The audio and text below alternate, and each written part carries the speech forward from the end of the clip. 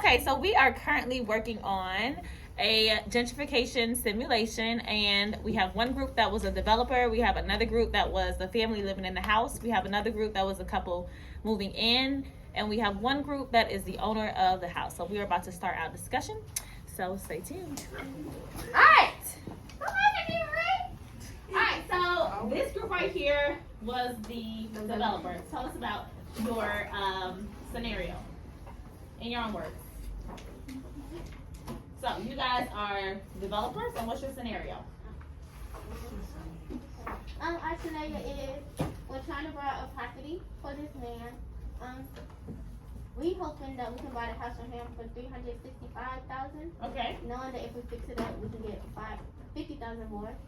And I think he's renting the house, so the family that's trying to move it in, we have to try to convince them to move in or to move out so we can buy the house. Okay. So if they are offering this person $365,000, they are not renting it. They are the what? They're the owners. Okay. So if the person takes the money, then you would have the property and be able to do what you need to do, flip it, and then resell it for way more, right? You want that new person to move in because that new person moving in is what's going to get you the more. Once you fix it up, and you can come back and sell it for $400,000 and something, and then you make a quick profit. Okay. All right. Which one of these questions stood out to you the most about being a developer? Anybody in your group?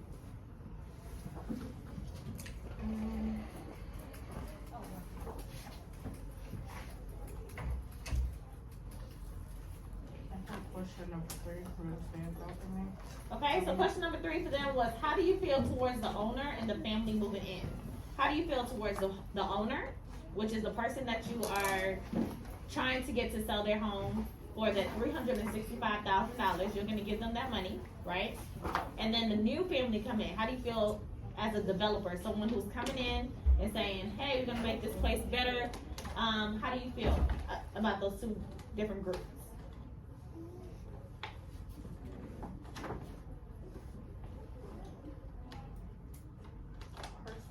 Probably feel if I have to like go away and fix the house or whatever, depending on how the house looks, I'd either feel kind of upset or kind of happy, because I feel like most people before a developer comes in, they would kind of clean out their house. Developers are coming to smash some stuff up and rebuild some stuff. Okay, developers come with their eyeballs are made of money signs. Okay, that's all they see when they come to a place. They out here to make the money. Okay, if you're in an area that you can develop and you can say, hey, this area is right now looks like trash, but just give me 6 months or just give me 2 months. We're gonna get this place looking like Lenox area, right? So then people are gonna want to move to this place because you brought the standard up from low income or low to middle class or higher class, right? So as a developer, you are only thinking about the money. Okay, so with that in mind, how do you feel about the family that's currently living there and the family that's moving in? I would feel kind of happy because I'm getting money. Okay, so you might feel excited about the opportunity to get money if you're able to convince this person to sell their house for $365,000. If you were living in the house, who's the family living in the house? I mean, who's the owner? All right, my owners. Okay, you guys, their scenario is they own this house. Okay, so they don't pay rent, they don't pay, they may pay mortgage or it might be paid off. Okay, but they have somebody that's renting this house for $500 a month. And this person has been living in this house for 10 years. Okay, the person's been living there for 10 years. They are only paying $500 a month. Okay. So within those 10 years, guess how much they paid in rent?